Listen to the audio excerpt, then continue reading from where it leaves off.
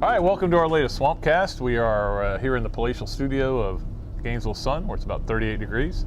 Hopefully it'll warm up a little bit. There's no heat in the building. No, there isn't. But we are heading to Columbia in the morning. When you're seeing this, we're probably already on the way there, and looking forward to it. Robbie's birthday tomorrow. Say happy birthday, everybody out there. Oh, gosh. Thank you. My birthday Saturday. Say happy birthday, everybody out there. To the two old men? 2 old men, 55 years old. We've seen a lot, haven't we, Robbie? Yeah. Isn't it amazing we were born one day apart? In the same, well, you were born in Gainesville. I was born in Gainesville. You were born in St. Aug, right? Mm-hmm. It's an amazing story. But we are going up there to cover, of course, a big game between Florida and South Carolina. And Robbie, it seems like we've seen this story before with the Gamecocks. Yeah. They start out good, they're ranked, everybody's excited, and then they fade down the stretch. Yeah, and they're doing another fade now. They lost 3 of their last 4, and they've got Florida Clemson. So there's a lot of talk up there about another fade like it's been the last couple of years. But you talk to the Florida coaches, they have a lot of respect for this team because Garcia's come around at quarterback. He's got these receivers he's throwing to now. So this is going to be a real test for the Florida defense, and you're going to be in a hostile environment. And Spurrier's got a pretty good defense, so it's going to be a tough game. They got lit up a little last week, which is surprising. But Ryan Mallett can do that. He's a hot and cold guy. And their secondary didn't play well last week. The one thing about South Carolina, we had this stat in the paper, out of their 39 SEC games under Spurrier, they've only scored more than 20 points 19 times, which really is surprising. I mean, Spurrier was known for his offense. Just can't seem to find the right combination up there. And this was a stat I used in Saturday's paper, Robbie. Since he beat Meyer back up there in 2005, 27-23 is Spurrier, and that includes some cupcakes. Meyer also includes cupcakes, but 46-6. So two guys kind of going in different An amazing stat. Yeah, at the time it looked like Spurrier had South Carolina on the verge of really being good, and Meyer was struggling a little bit that first year. But and then of course Steve came in here in 06 and came back here 3 times and to be honored twice, and then almost ruined Florida's championship bid until the Jarvis Moss block kick. That was so huge for Urban Meyer to win that game. He would have had play of his career. Yeah, it really was. If he had had Spurrier 2 years in a row like that, losing to him, it would have been in his head in a big way. But now, Spurrier can't beat Meyer, it looks like. So. Well, in the last 2 years, it's just been a blowout. Certainly the Tebow 7-touchdown game up there 2 years ago, last time we were there without Harvin.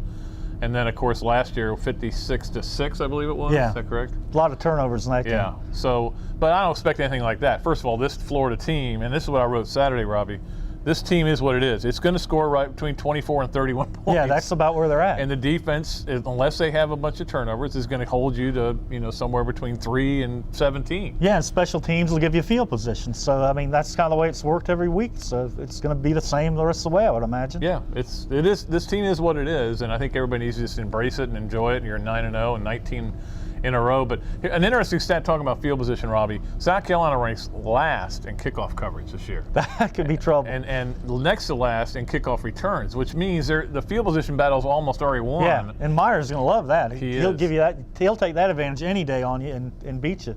Yeah, so that's going to be an interesting part of it as well. Again, I just think Florida's playing Florida. That Florida's got to go up there and not make mistakes. They're the better team. They have more seniors. South Carolina has 6 seniors on the whole team. Yeah.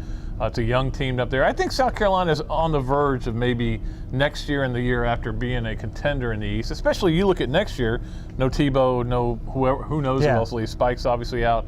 But and they got this kid Alshon Jeffrey, who was a Southern Cal commit and actually has some interest in Florida. But yeah, he looks really good. He Big looks and really fast. good. Garcia's getting better. I mean, I think if they can get the offensive line going, they might be good. But as far as this year goes, I just think again it comes down to Florida not messing up. But you talk about South Carolina's fades. They are fading in terms of their losses now, but they're getting better. Yeah. They've played better. In the past, they've kind of caved in. They're actually playing better as they've lost these few games. So I think the future is pretty bright up there for him, for Spurrier. Yeah, I think that, and again, I get this question all the time. Is he going to quit? Is he going to walk away? He's not. Trust me. He's done that. He doesn't want to do it. He doesn't want to sit out. He wants to coach for a while longer. He'd get bored playing golf. He would get bored, and I wouldn't, but he would. But, he's going to stick around, I think 3-4 years at least. And if in 3 years he still feels good and maybe they're winning, might stick around longer than that. Well, he's got a quarterback now, and he's recruited a bunch of good athletes, and he's got a real good class coming in from last year. Right. So yeah, I think that he thinks that he's getting the talent level where it needs to be to compete in that division. He just got to get. I can't explain the culture up there, but there's a culture up there, and it goes to the players not always buying in. I mean, they've already had this year some suspensions again. To the cornerback was suspended. They had a couple other players suspended. It always seems to happen up there, and the fans, they tend to. I remember the game in '07. Florida's up 9, I think it was, with 8 or 9 minutes to go. Yeah, there was a lot of time, and their offense was going up and down the field. George Rogers Boulevard was nothing but red lights, tail lights leaving that place. So they just, I don't know, there's something about that place that they just haven't been able to do it. Spurs closing in on the all-time record for most wins. Rex Enright, I looked it up yesterday. He's got, I think, 61. So, and he had, I think it took about 12 years. Yeah, I think it took a while. But, they've never beaten a 1 or 2 team ranked in the country. Yep. So, I know the Gator Nation hopes that doesn't start Saturday. They don't want that trend to change anytime soon. And we'll see how that goes for Florida. Obviously, they need to go up there and take care of business, and then move on from there. And we'll be live, not live, but we'll be on tape from up in Williams-Brice Stadium. Williams-Brice Stadium. I wanted to say Bryce Williams, but wasn't that a guy in St. Augustine High School? Bryce Hunter. Bryce Williams. Well, Bryce Williams? Yeah, there might have been a Bryce Williams. He played the running back, yeah. Bryce, if you're out there, hey, how you doing, bud? Sorry, I forgot. He'll probably see this and email us. Well, Smiley Sturgis already did once. Caleb's dad. We went to school with him Boy, as well. they've got a kicker now. Caleb, he's really, and that's helping. Meyer doesn't take chances anymore. He'll take the field goal because he knows that it's pretty much a sure thing lately with Caleb. When you kick a 56-yarder and it goes over the goalpost, I mean, that was amazing. He's really something. So Smiley did a good job raising him. That's going to do it, though. We'll see you next time live from Bryce Williams Stadium. Bryce Hunter Stadium. No, that was a guy from Georgia. Yeah, it was Bryce Williams. Bryce Williams, okay. Ask Smiley Sturgis, he'd know. Smiley, email us and tell us it was him, okay? We need to know. It's weighing on our minds. Until then, when we see you live from Williams-Brice Stadium and we explain what happened with the Florida-South Carolina game, Robbie, Andreu, Pat, Dooley, so long from the Sunshine State.